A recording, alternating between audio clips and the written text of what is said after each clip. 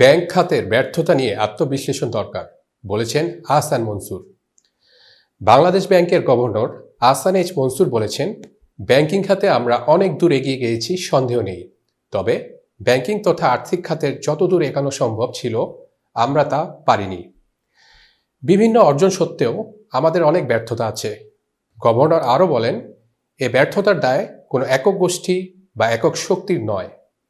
হয়তো সবাই নিজ নিজ জায়গা থেকে নিষ্ঠার সঙ্গে কাজ করতে পারতাম, হয়তো ব্যত্যয় হয়েছে, হয়তো হয়নি। কিন্তু এ ব্যর্থতার আত্মবিশ্লেষণ করতে হবে।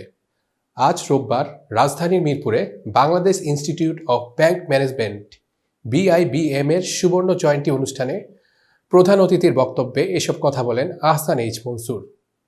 BIBM এর মহাপরিচালক মোহাম্মদ আখতারুজ্জামানের সভাপতিত্বে অনুষ্ঠানে বিশেষ অতিথি ছিলেন associations of bankers Bangladesh ABB এর ভাইস চেয়ারম্যান ও সিটি ব্যাংকের ব্যবস্থাপনা পরিচালক MD মাসরুর আরেফিন। সঞ্চালনা করেন BIBM এর অধ্যাপক শাহ মোহাম্মদ আহসান হাবিব।